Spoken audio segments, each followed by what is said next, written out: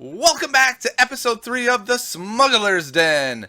I'm your host, Tiny Grimes, and I'm joined this week by Jay from another podcast you might have heard of, the Knights of Ren or something. Maybe they're the best Star Wars Destiny podcast around. I don't know. Jay, are you in the best Star Wars podcast that there is? Clearly.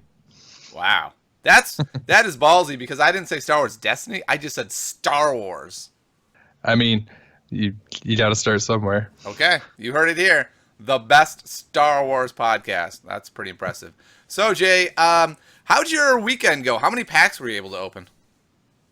My weekend went pretty good. I managed to hit up 2 of the pre-release events, and at the first one, like a whole host of my friends went, and also my girlfriend. So I bought my 6 allotment. My girlfriend bought me her 6 allotment, and then my other buddy Kevin, he was like, I really think this game is cool. I don't want to collect it, but I know you do. So here, and he bought his allotment and gave it to me.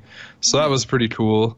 I opened up a fair number of legendaries, which for those of you who are on the Knights of Ren Discord, good old Chud, one of the moderators, was also at the event. He didn't open them, so we've agreed that I got his. So what I heard from this is that you're like a blatant cheater. Is that correct? I must be. I don't know how I do it, especially when other people pick the packs out. But what are the legendaries that you got? On that night, I got 2 Kylo lightsabers. I got a Phasma. I got a thermal detonator. I got a force choke, and I got one more, and I forget what it is at this moment. So all legendaries that I would say are like pretty good, but none of the super splashy ones like Vader or Poe or Han or something. Right. Yeah, I got Poe on Saturday, which was pretty cool. Nice. And I managed to do some trading and get a commanding presence, a black one, and I got Luke off the store owner because he was just like, I don't. You traded for a black one? Yeah, I did. It's true. What'd you give up for it? 4 rares. Oh, well, that's fine. Okay. I thought you were going to say a good legendary. I was like, are you out of your mind? I traded one of my Kylo Sabers for the commanding presence, and I was pretty happy. Yeah, I think that's a fine deal. I did a lot worse than you. I got 9 packs the first night, and if anyone has followed my channel outside of this game, you know that I absolutely can't open packs. Like in every game I've ever streamed where I've had a pack opening, like I've done Hearthstone streams where I open 50 packs and I get 2 legendaries and they're the 2 worst unplayable ones in the game. The same thing happens with every other game. My daughter joined me for my pack opening that I recorded and it was amazing. But my daughter was not at these pre-releases. I went out of town. So I opened 9 packs. I got 1 legendary, a force choke. Kind of sad. Also, I picked up 2 immobilizers from those packs, a raised staff, and a BB-8. When I opened my 6 at the second location, my first 2 packs were a raised staff, and my 5th pack was a BB-8. Yeah, those the starter packs, they're really smart. When you get the rares that come in the starters, and you have 2 starters coming, I have a feeling those are going to be a real bone of contention for like players who aren't planning to buy tons of packs or buying singles, and they're just like, I'm going to buy my starters, I'm going to buy 20 packs, and that's what I'm going to have. And you're going to see a lot of complaints online when people get their 4th BB-8. Yeah, it definitely doesn't feel good, that's for sure. Yep. And then the next day, we were able to get 6 packs, and I opened 0 legendaries, and the guy across from me opened like 3 legendaries in his 6 packs, and then the guy next to me got 2, and I'm like, yeah, guys, those are my legendaries. How about you guys be cool guys and trade me a legendary for a rare? They were not. They didn't do that. Yeah. Can you believe that, Jay? They didn't do that. But then we were able to buy, I think it was 4 more packs, and I got a Luke. So I don't think Luke's very good. But my daughter is super excited to have 2 Lukes. We can now, I traded for an Akbar so we could build a Luke Akbar deck. I traded for a leadership so we could have 2 leaderships. And so we could do some cool Luke stuff while we wait for our 2 boxes to come in. Very nice. Yeah, that deck, that specific deck, though, leadership Akbar loot deck, it seems fun. Like, I don't know if it's super great, but it's fun to use Luke's ability to draw bonus cards and like get more rerolls and try to make every turn hurt as much as possible. Yeah. The problem I'm seeing with the deck is that, like, the way I think about it, if you want to play Luke and you want him to be your big money guy, right, and you're going to run, like, field medic, and you're going to roll him multiple times because of leadership, you want to load him up with upgrades that are beneficial. The problem is it feels like there are 2 lightsabers, and there's Luke's lightsaber, and then what else are you putting on Luke? There's not a lot of plus melee stuff, and those melee upgrades cost 3 instead of 2, so it's not like you can play 2 of them turn 1 or something. It feels like the slowest aggro deck I've ever seen in my life. Yeah, I run into those problems too when I try to build Grievous, because like the Grievous is such a house, but there's very little support for him, especially in red. Like you don't want to give him F11s. So it gets really tricky. And that's one thing too that I've noticed, more so about Luke, and this also hits Vader, is interestingly enough, like people look at their 3 damage side and they're like, oh my God, these guys, hit like trucks and they're destroy your worlds.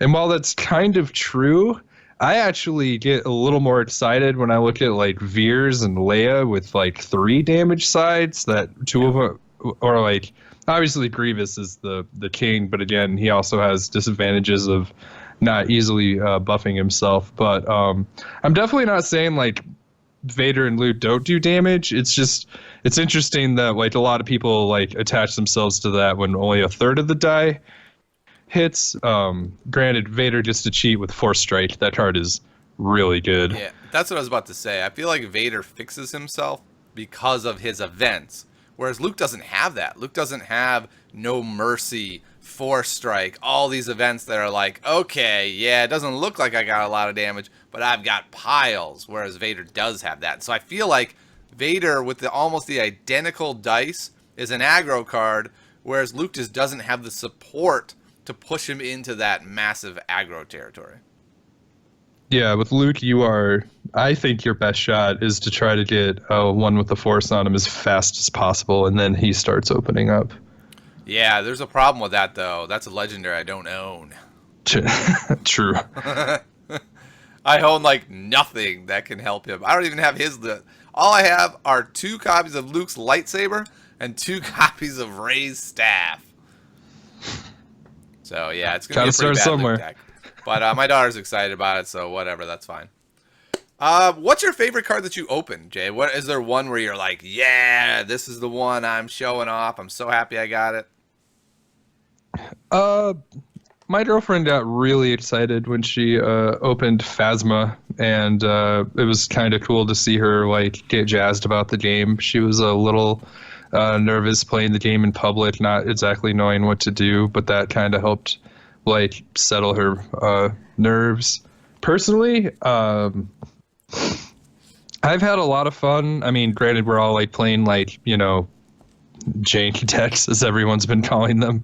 I've had a lot of fun with Kylo's Saber. I'm still having a hard time evaluating like if I made a full villain list with blue, which is one of the least explored avenues I've gone. But in my starter plus deck, I have 2 Enrages and 2 Drudge Works because I'm running Kylo Grievous Stormtrooper.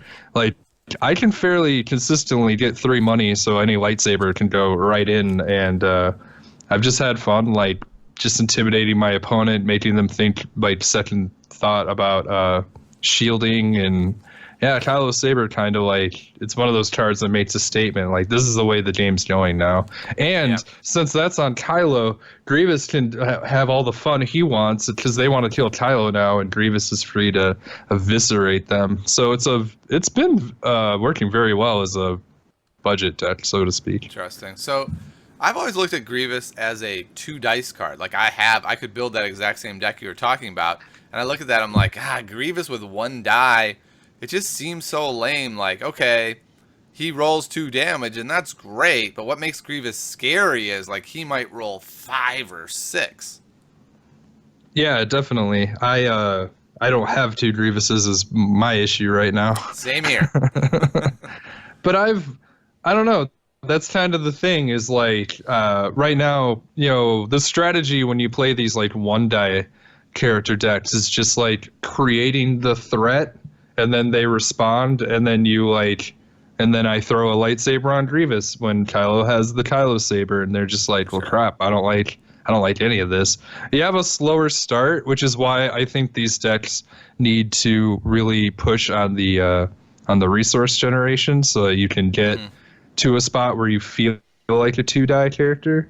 I'm Yep. not, and again, I'm not saying like, I don't know how well these decks are going to perform because I too think like something in your deck should be elite. But at the same time, whenever you do that, like that guy becomes the target. So Yeah. you have to play around that. And I'm not saying that someone should always be elite. Actually, my favorite decks are all 3 character decks. I'm just saying if you're going to play like a guy like Grievous who is trying to scare the opponent, I always want to have him be 2 die.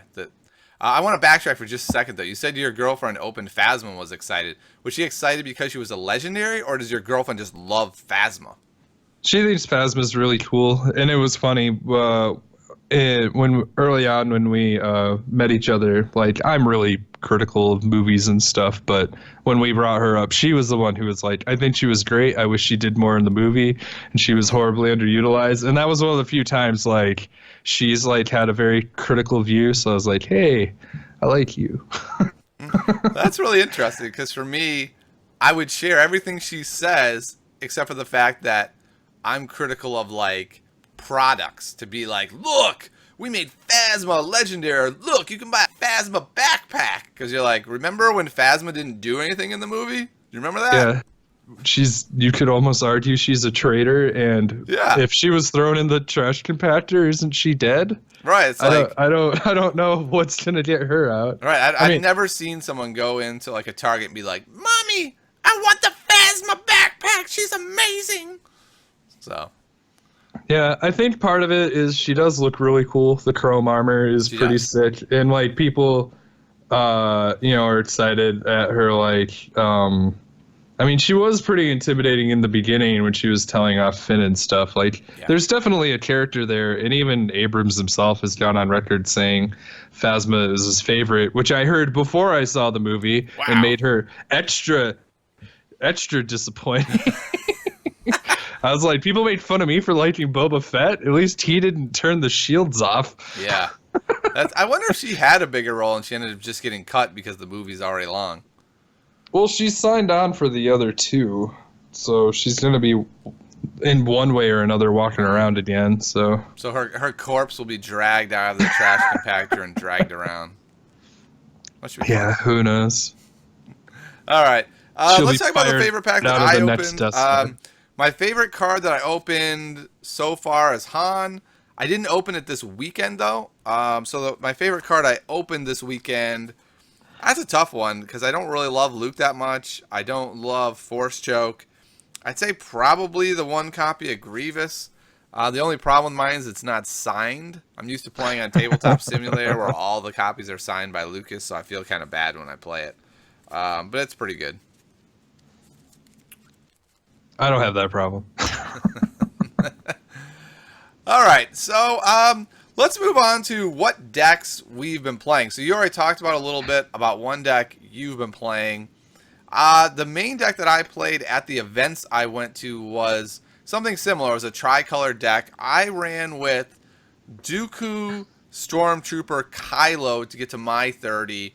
And then I just played an annoying deck, right? The guy I was playing against was playing a Qui-Gon deck that was kind of, like load up on shields, roll my dice, resolve my shields, do damage. And my whole deck was like flank and Oblivion and all kinds of ways to just pull his dice away. And then I played 2 copies of Drudge Work, and had 2 TIE fighters out. Like one game I had 2 TIE fighters and the 3 characters, and he was just kind of like, what the heck am I supposed to do about this? You have an army of TIE fighters?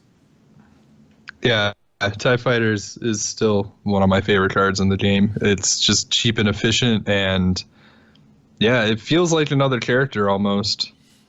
Although, no joke, I had two TIE fighters out, and for 7 rolls, like per die, not like 7 rerolls, Mhm. shield, miss, disrupt, shield, or special, I mean. See, I'd have And been fine all with I that needed because he was was running damage. Qui-Gon. Oh, well, that seems better for you. It was amazing. Yeah, I rolled the My shield opponent once, wasn't. and he had 3 on Qui-Gon, 2 on Finn, and he had like a heart attack. My opponent, because I had Kylo Saber in play, wasn't putting shields on, so I was just like, half of these dies are damage. Why? How can I not roll it? This is Yeah, crazy. And it's they just were very disrupt happy for the mm. rest of the game. It's funny for me because I don't like the TIE Fighter. I feel like it's kind of underwhelming for its cost. For like 1 and 2 more, you can get some really cool stuff. I think I'd rather have the speeder bike out than the TIE Fighter in most decks. And it's one of the things that's really making me love this weird little period where we're in, where we barely have any cards and we can't go online and buy singles, is I have to embrace the cards I have. So I have to be like, TIE Fighter, where you been all my life? Like, you're awesome now. I hated you, but now I love you. So it's been a lot of fun for me. Yeah, I guess I've grown more accustomed to him, largely because I've really started to like the card Firepower. So Mm. I like using that on him, and also, you've gone on record as saying how much you dislike Black One. Have I? I, I hate it. yeah, yeah, I feel you. I'm having a little more success with it, but I can't go on and say like it's amazing. But synergizing it with a couple of other cards has shown that it can be a fun card.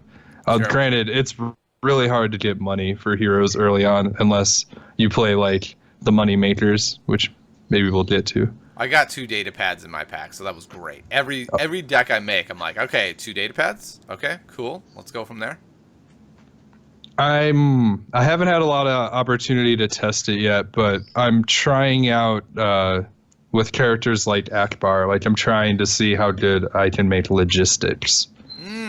Interesting. So logistics is a 0 cost event that says when you resolve a resource die, you get another resource. So it's a tough one because you're basically trading a card for a resource. Yeah, you also have to spot a red character. Oh, I didn't even realize that. Wow. That makes that card a lot worse than I thought it was. Yeah, I again, yeah, seeing if it can get there. Yeah, that's fair. I did get an Underworld connection, so I was pretty happy about that.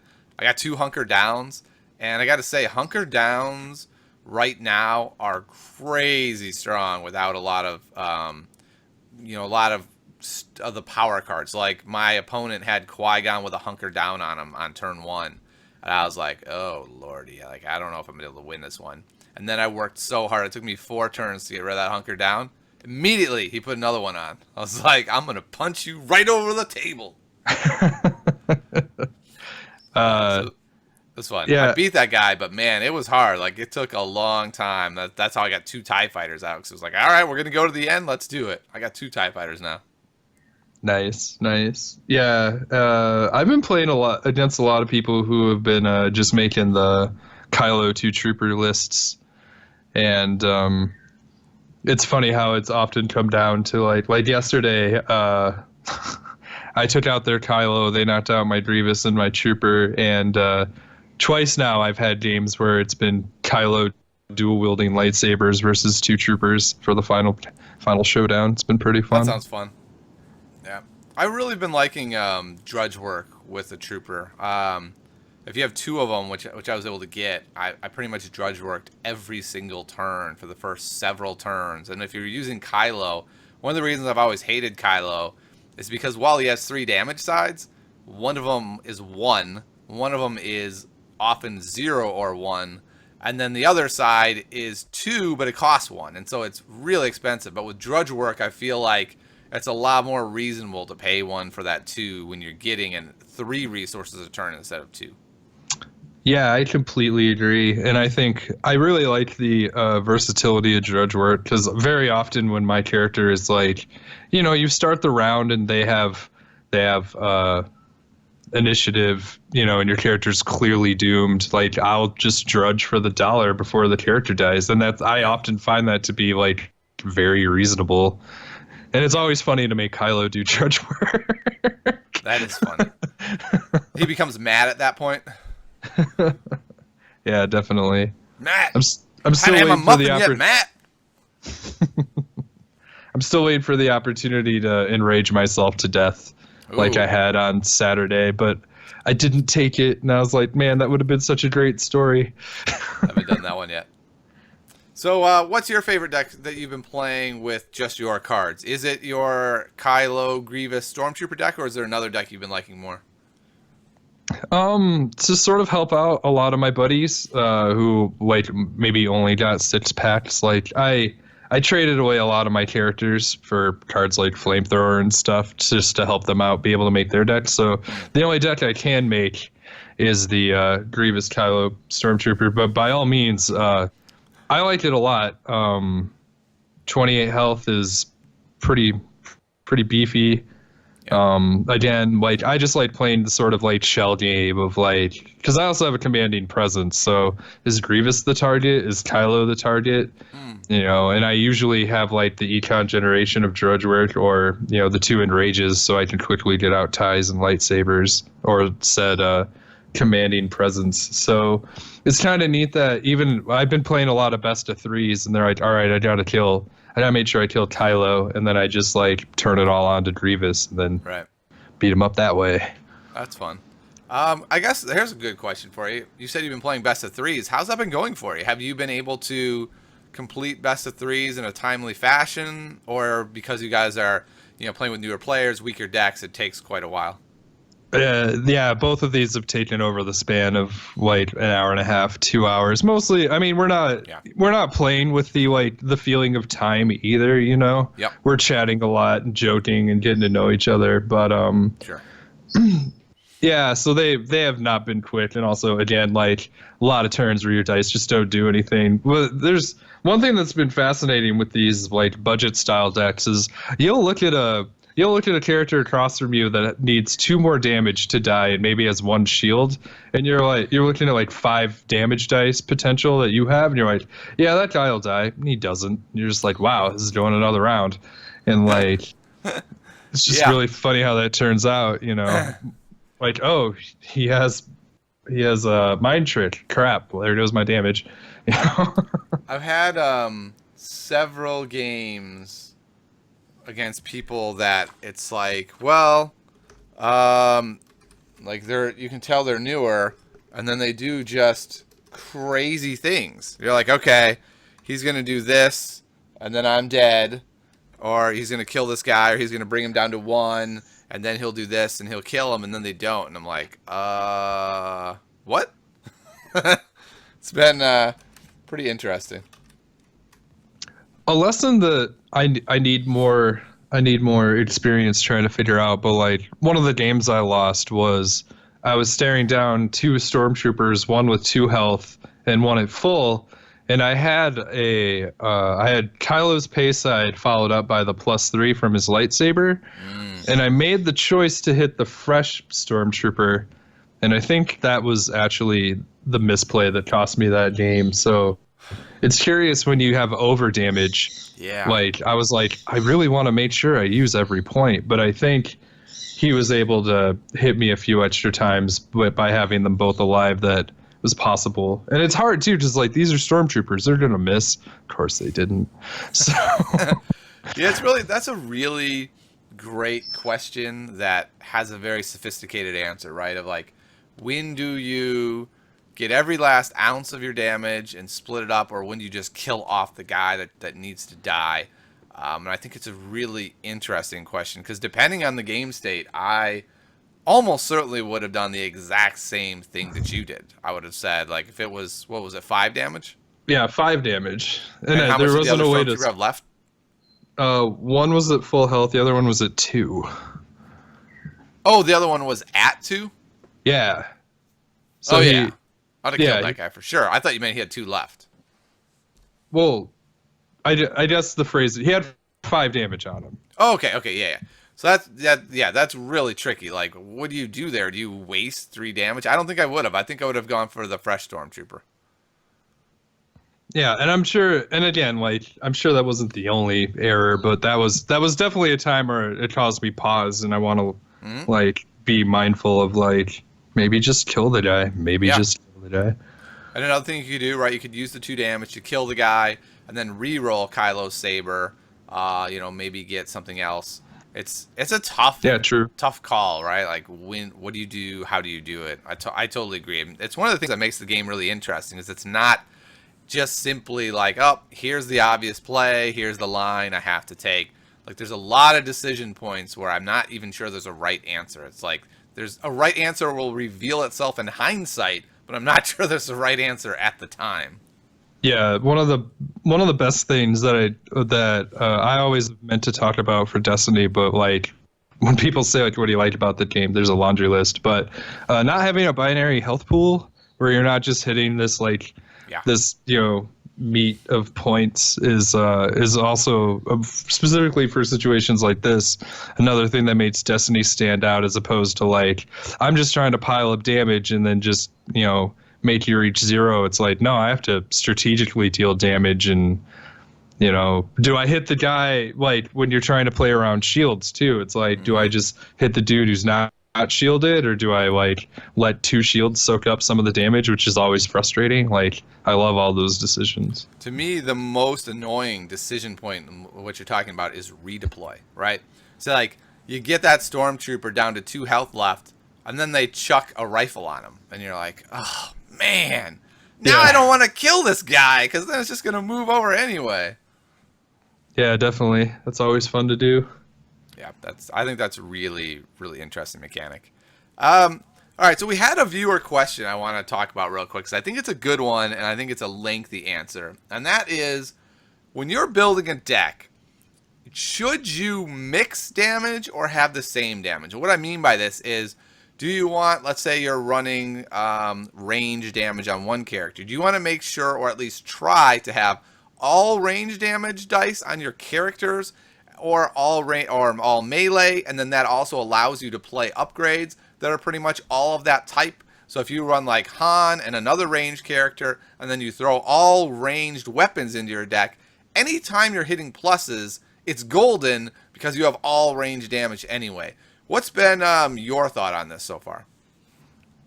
So, um, it's first off, it's tricky because this is a base set, and there are some obvious, like as we've already mentioned, like Grievous. If you just play red, like just doesn't have options, and so I would still play him with range support, but it's harder. I do like more congruous lists that try to like focus the same damage type. So I really enjoy like Leia Poe, Leia Finn lists and things like that that all like have the range support going on. Veers like teams up really well with Stormtroopers and Balatik, and it's tricky because like I really like the card Flamethrower. I think that card like literally packs the punch it's supposed to, but there's really no like yellow villain that like uses it well outside of Tusken Raider, which I find really hilarious.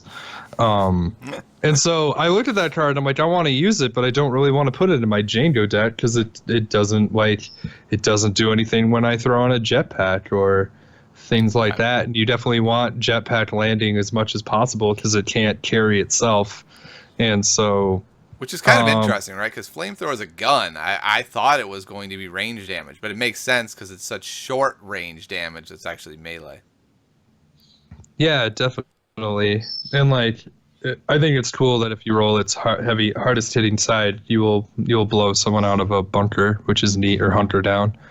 Yeah. Um, but yeah, to go more with the question, I think you should do the best you can to keep your damage types as synergistic as possible, but do realize that there are some holes in the game that can't be avoided, and some cards do have multiple uses. Like I often still like Jetpack, even if only one of my characters has range, because it's also a good defensive option if you have ways of manipulating die, which yellow almost always does. Sure. I think my answer is, I think, quite a bit different in that my answer is generally no. You shouldn't worry about it. And what I mean by that is because there are so many different types of decks, I think the only type of deck where you really need to worry about it is an aggro deck. And that's also only if you are having two attacking characters. So what I mean by this is generally what you're going to have is one character that's doing your damage and one or two characters that are sort of support characters. And so when I'm choosing my support characters, their damage type to me is almost irrelevant. Like those characters may end up doing damage in the late game off of a redeploy or maybe something weird happens, but generally speaking, if I'm running an aggressive deck, there's going to be a damage dealing major character, and that guy or that gal needs to be punching out a lot of damage. So a good example of this would be Grievous. So Grievous whatever is fine with me. Han, Ray, even though Ray doesn't match Han's range sides, Han is the dealer, and Ray is the one who allows this to happen and allows him to do cool stuff off of Holdout Blaster and DH-11 pistol. So I want Han to be the guy who's dealing the damage. The upgrades are going to match Han, but I don't really care if both characters are matching. And this becomes even less the case in hardcore control decks. In control decks, I don't even care what their damage sides are. It's just like, okay, who has the effects that I need? Oh, cool, they happen to be synergistic. So what are your thoughts on something like that, Jay? In that regard, yeah, you made a good point on control decks. Like your goal and the point of your deck isn't necessarily dealing damage, or at least quickly. The thing, I guess, to spin off to that I've been like thinking very hard about lately is I've noticed in a lot of my decks and testing, I just made decks that do a lot of things, and as like a lot of supports or a lot of characters, and I've had like just a brutally hard time like really being able to like consistently consider even taking the battlefield that I've been using, battlefields that are kind of bad, so that I don't get burned by the powerful effects. Like, no joke, like a lot of my decks right now just use Echo Base. I'm like, sure, get a shield. Like, I hate Echo Base. Echo Base is too good. I don't want to give my opponent shields every turn. sure. I mean, I was also messing with the deal a random unblockable damage. That was fun. Oh, I don't like that one either. You know what one I've been using is the one that's like you don't have to pay to resolve a side. Yeah. I use that one quite a bit because I figured not a ton of decks can take advantage of that and burn me with it. But I agree. Most of my decks are. I don't like taking the battlefield. Like once you take the battlefield, you're just like throwing your arms up. All right, do your best with me. Go ahead, give me a beatdown. Like I hate that feeling. So, and the reason I went to that is like just keep in mind that if you use like a split damage deck for aggro purposes, that's an extra action like inherently that you're always like taking that slows you down, which is why I was speaking for more aggro play styles, which is mostly what I've focused on lately. Sure. When you're playing aggro, though, do you generally have multiple aggro characters, or do you have aggro character plus like activator support character? I've really started to enjoy, like, I like Veers. I consider him aggro with a little support. Sure. My buddy, he made a really great Veers Django, and then of course a bunch of vehicles, but also he was black marketing into the 2 shield side, or the +2 damage side, or the 2 focus side, and like just doing like really horrible things to me. That worked really well for him. It's funny, that was one of the first decks I tried on TTS, and I could not get that to work. And then my friend is just standing on my head the whole day, and I'm like, all right, cool. Yeah. I would agree that that's one where, like, because they're both aggro guys, I do want their damage to match up. And I think they match up really well as characters, both having the range damage. But as an example of, like, a character you would not consider aggro, I am in love with Akbar right now. And his two focus side is real juicy. He does have a 1 range side, so sometimes that's all you need to start a range train. Uh, yeah, you can taunt them with a little bit of discard and maybe get his effect off using thermal detonators and command raids. Oh man, he he's one of those characters that makes your opponent think just a little different on like how many times they re-roll and things like that. And I actually, yeah, I think he's one of the most fun support characters in the game. And the part that's really interesting to me is like if you ignore him, he's again like rolling two dice and potentially getting like a double focus can be incredibly powerful. He also rolls Yeah. money like a king. Yeah. Two natural money sides is insane with data pad. And again, he's the reason why I'm looking at logistics. So although he isn't inherently aggro, he does a lot of things that like turn on. I've been messing with him with like double hired guns and double fin or two dice fin rather, and I love him. Like I Wow. Akbar double hired gun seems like more money than you could ever spend in your lifetime. I mean, if you're throwing falcons and launch bays at him, it works out. That's true. That's true. Lately, I've been looking at Akbar and then Padme, and they're so similar, right? They both have the one discard. They both have the two focus. And I just feel like yellow has such better cards than red as far as like control cards and interesting cards. I would say red probably has better like giant legendaries with like Launch Bay being ridiculous. What have you been thinking about that comparison? With Padme, you mean? Yeah. So, God, Padme affords you a lot of stuff. One of the things that like Akbar helps accelerate you into is I've been seeing a lot of diplomatic immunity, and that card does so much work. You just bang your head against the table. Like, what are they getting this time? Oh, two? Okay, two's reasonable, I guess. Two shields, he means, by the way. Yeah, Right, diplomatic. Just to pause real quick, diplomatic immunity. Its sides are one shield, two shield, three shield, four shield, two focus, and two disrupt. So basically, all sides are bonkers. Yeah.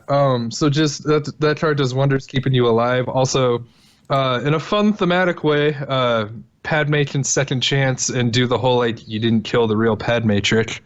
Yeah. And yeah, so that deck actually has like last ability, and if you're also, because you're not spending your resources on damage, you can afford things like, I really like the card Reversal, but it's very hard to play if your deck isn't geared to make the money. But when it is, like, Reversal is like so versatile on doing like horrible things, and sometimes it's even worth just reversing something that isn't big, but just having the option of a catch-all is awesome. I mean, reversal's the best mitigation card I think that there is. The problem is 3 cost for that is so high. Agreed. But again, like the Akbar like rolls in money, and you'll have data pads in that deck. Yeah. That's a very cool deck. I've never been drawn to mill style, but I think in this game, like, there's a lot of neat little things you can do, specifically with those cards that I enjoy a lot. Yeah. I have a mill deck that I love. I was able to get the characters for it and not all the pieces of it, so it's going to be just garbage right now, but it'll be kind of fun to try it against newer players and see how they handle like a really weak version of a mill deck and see how it goes against them. The funniest card that deck uses is thermal detonators, and when I first saw that card, like, I loved it, but initially I was like, why does a thermal detonator make you discard? But then I noticed like a lot of the themes that require you to discard are about like pressure and fear, and so I get the impression that when you pull out a thermal detonator, like everyone across the table is like, oh crap, when's that gonna go off? And so I get the impression that it's supposed to like represent like, oh god, that's all I can think about. Is it gonna explode? I think what you're saying is it's supposed to represent someone taking a dump in their pants. Yeah, fair. Right? Like, yeah, fair they point. literally lose the stuff in their body like a discard. So it's a good interpretation. Okay, I'll good. Yeah, I hadn't thought of the card that way, but now that you've said that, yeah, that's really interesting. yeah, it just has Oh boy, everyone on yeah, the I really edge. like Thermal Detonator. I feel like it's an absolute key to mill decks. Having a 2 discard side and a 1 discard side means that last turn, once you've milled off most of their deck and you're just working on their hand, if you have 2 Thermal Detonators out, you pretty much win. Like unless you just roll horribly, you're gonna win that game. Yeah, and again, we keep bringing it up, but like the thing that makes data pad so scary is when you roll its special side, you can turn another die to a non-damage side and discards a non-damage side. Or if you're using diplomatic immunity, 4 shields is not a damage side, Yeah. and you can just do really really absurd, gross stuff. I got 1 diplomatic immunity, and I think the deck I'm gonna build today is 2 Luke, Padme, diplomatic ability, data pads, and just keep Luke alive forever with diplomatic immunity. A card that I was looking at for Luke, I don't know how good it is. Again, blue is a color that I have not really played much, but I think willpower seems really strong, and I think that card is cool enough that it's worth Return of the Jediing for. Ooh, that's interesting. So Yeah. that's 4 healing and 4 unpreventable damage that you have access to. So that's something I want to look into on Luke's like unbelievably tough stature. So yeah, think about So, that if you're stuck with Luke. Willpower, man. dude, we just got a deck type together. Okay, check it out. Here's the deck. It's Elite Luke, Padme, 2 copies of diplomatic immunity, 2 copies of Riposte, 2 copies of Willpower, 2 copies of Return of the Jedi. Suddenly, that's a lot of burn. Yeah, actually, yeah, that's pretty cool. Yeah, we'll have to try that. Unfortunately, I own 0 copies of Riposte, 0 copies of Return of the Jedi. So I can't actually make this deck, but I think I'll make it on Tabletop Simulator and give it a run and let you guys know if it is good or if it's just a mirage. Yeah. But always, I mean, one thing to think about, especially with the collections that you have now, I heavily suggest if obviously your deck's going to be a little short of the things that you want, so definitely give cards like Return of the Jedi or some of the like more situational stuff. Like me, like I said earlier, like I've really just been trying to use firepower with limited success, but I've grown to like it a lot for that sudden like 2 point swing. My TIE fighter only swings for 1, and my opponent's like, all right, cool, and then I hit you for 3, and you're like, what? Yeah, so Holy crap. Firepower is an event. It's +1 if it's a regular die, +2 if it's a vehicle. Vehicle. Yeah, So yeah. yeah, it's been really weird because I've played like 150 games on Tabletop Simulator now, tweaking and fine tuning decks, and then I get my packs and I'm like, yeah, all garbage cards, cool. Which is actually, at first I was kind of depressed about it, and then the more I started playing with them, I was like, this is a good thing because these are all the cards I wrote off as being bad because, well, they're not as efficient as the other cards. So it's kind of good to really see if there's some spots, some decks where maybe they'll have a little bit more play when otherwise they wouldn't. Yeah, I agree. That's kind of what I was trying to say was like just explore, just play weird stuff. Get a feel for everything. Yep. Sometimes, I mean, like my buddy in his Veers Janger deck, it was pretty funny. He rolled all blue, and then he's like, aim, and then I died. I was like, all right, that's all it takes. Yep. Aim will do it. So December 1st isn't that far away. So if you don't like your cards, my suggestion is not to run onto eBay and buy cards. You can, like, if you're loaded, go for it. But like, I've seen Hired Gun for $15 as the opening bid. That's insanity. Yeah, the singles market is going to be just a Shark Tank right now. Yeah. Definitely, I don't know. Like, if you're willing to throw, my suggestion is if you're willing to throw like $30, grab two of your friends who also feel that way, and then buy a booster box Yeah. and like draft out so that you each get two legendaries, and then you should get something you like and be able to build from there. Just remember, like, there are other ways. Yeah. And eventually the singles market will probably hit, some kind of even keel, but it's probably not going to be till January at the earliest. Think so? I think once people get their boxes in December, I think stuff like Vader will still be 50 for a while, but I think hired gun is going to be like $3. Yeah, I don't know. I, I guess my point is the longer you wait, the more likely it'll simmer. Yeah, So, for sure. I mean, definitely what's going to happen is, as what happens with all games, right? Everyone is excited about Destiny right now. My friend loves Destiny. My friend loves Destiny. I guess I'm going to try Destiny. It's going to be awesome. I know nothing about it. I've never played a card game, never played a dice game. I don't even know what's going on. You play one time. You know what? Turns out I didn't really like that game as much. So by like January, February, you're going to see people all over Facebook looking to sell my Destiny collection. So once that happens, there's definitely going to be a huge drop. But I think even by December 8th or 10th or something, I think we'll see single stores pop up that'll have reasonable prices. You know, like $3 for a lot of rares. The bad legendaries will only be like $5-10. Vader's going to be 50 for a while, I think. yeah, I didn't see that.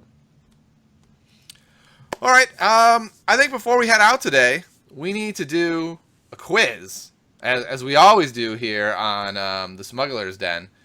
So, Jay, find a card for me. I'll find a card for you, and let's go ahead and see if you can get it right. Boy, I have no idea what card to ask you, though. That's the problem. Seems like you know every card. I know no cards. So let's see. I'm gonna ask you. Uh, Oh, I know what I'll ask you, just because it has so much text on it. Surgical Strike. oh man. One cost red hero event. Mm-hmm. Resolve any number of range die for their values +1, targeting an opponent's support card equal to or less than the value of the dice resolved. That's real close. It doesn't say resolve, it says remove, and so that means the Uh, plus sides would work as well. yeah, and also you're not getting the damage. Yeah. Yeah. I didn't know how to word it, but yeah, you still got me. Yep. No, Still you got it. counts. That was really good. So yeah. So it's such an interesting card because it's so darn specific, right? It has to be range. It has to be red. But if you're running like an all red range damage deck, I think you want one of this card. All right, crud. What's another weird one? Ooh, Power of the Force. Power of the Force. Luckily for me, I've used that in several decks. So Power of the Force is a one-cost neutral blue event. It says something to the effect of take one of your dice showing damage, and instead of the amount of damage it's showing, add up the amount of blue upgrades you have, and that is how much damage that die does. Correct. And also, I named the wrong card. I was trying to describe the card with Yoda on it, which is that's one of the weirdest cards in the game. So I want to bring it up anyway because it's kind of a neat card. I almost have it in front of me. Where are you at, Yoda, with lightning on your finger? It binds all things? Uh, Oh no, that's the other the one. Force is strong, maybe. That sounds right. What the heck? Where is it? Failing at card lists. I'm looking for it as well. Here it is. Yeah, the Force is strong.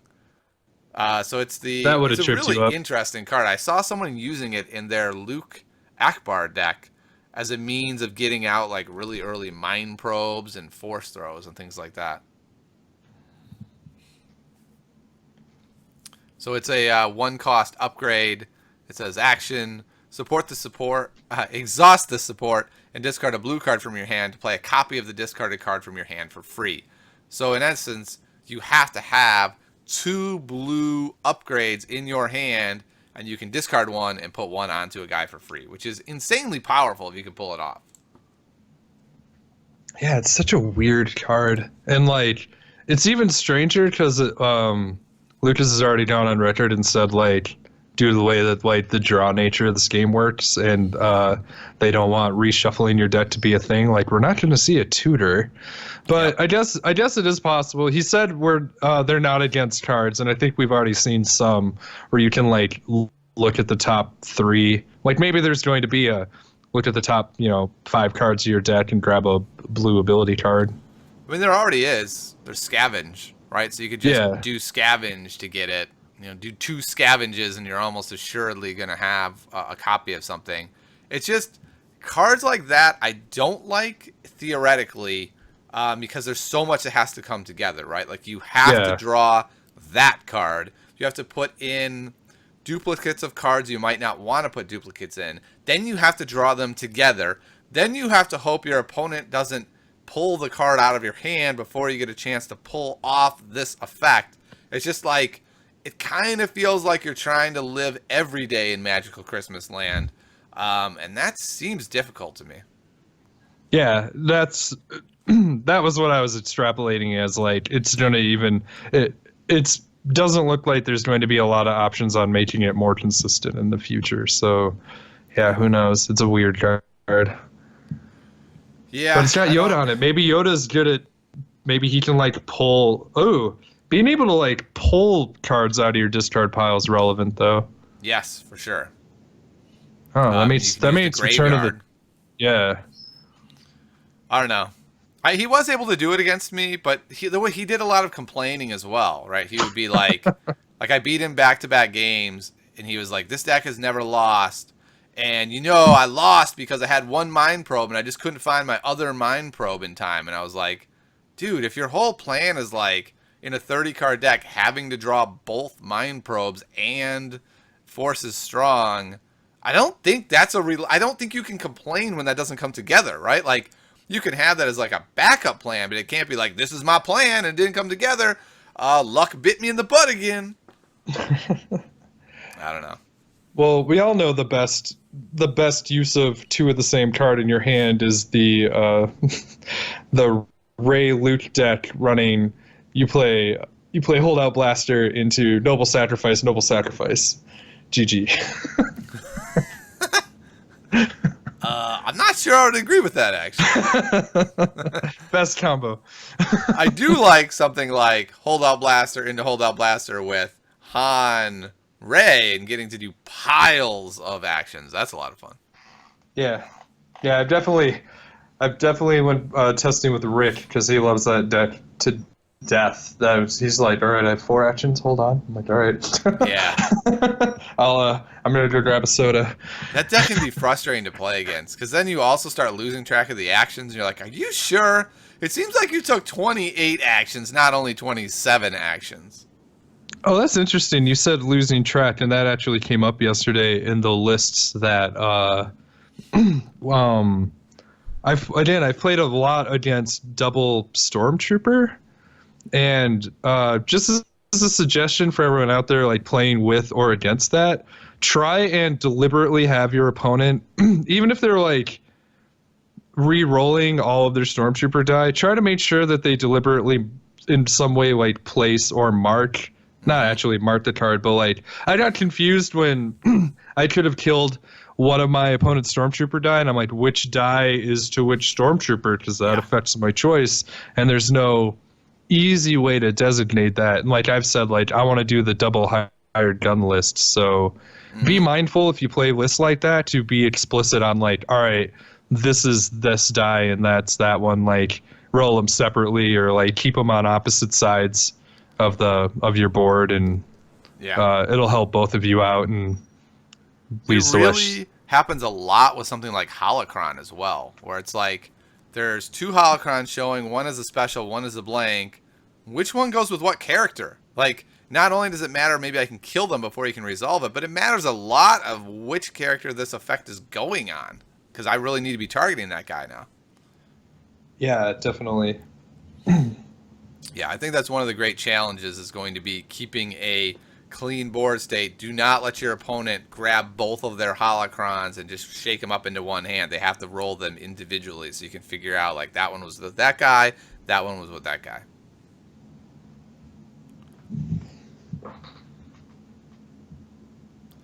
All right. I don't think we have any other viewer questions today. I think we're going to wrap this one up. So, Jay, thanks so much for coming by. It was a great conversation. I hope everyone else had a really fun pre-release party. I know it wasn't as effective as I would have liked for the dice that I got and the cards that I got, but I had a lot of fun.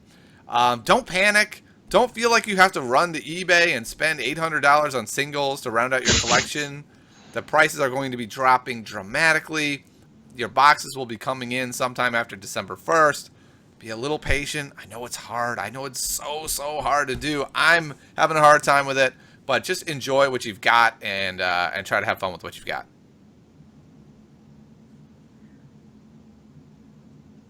Thanks for having me. This was a whole lot of fun. Make sure to, if you if you like this podcast, you should also check out Knights of Ren. We are also a Star Wars Destiny focused podcast. Now that we're past the release event, we're moving into launch. We're going to finally start talking about deck lists and strategies, and we're going to do a color breakdown soon of, like, for both sides, what cards we really like and what cards we hope to see better and things like that. So that sounds like a lot of fun. And where can you guys be reached on, say, Twitter or other places on the internet? We had to be really creative on getting our name, because in some places we could be Knights of Ren, and in a lot of cases, I believe on Twitter we're KOR Podcast. On Facebook we are Knights of Ren.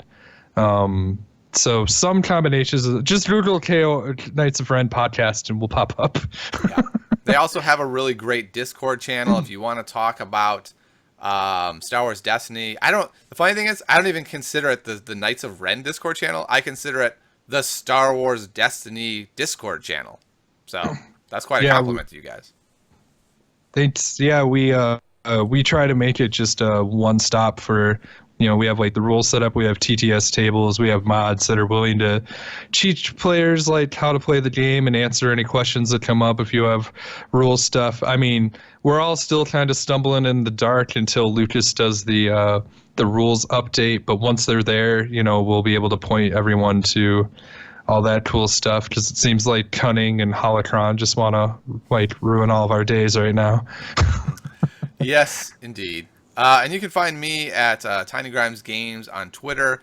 I post not only the podcast on YouTube, but a whole pile of other videos. I posted a Vader Raider deck. I'll be posting a Crime Lord deck. I'll be posting the deck that I was talking about today, the terrible deck I've been playing out of my cards. But you can find that. Just search for Tiny Grimes Star Wars Destiny on YouTube, and you should be able to find me. And thanks again so much for everybody stopping by. And we'll see you next time on episode 4 of the Smugglers Den.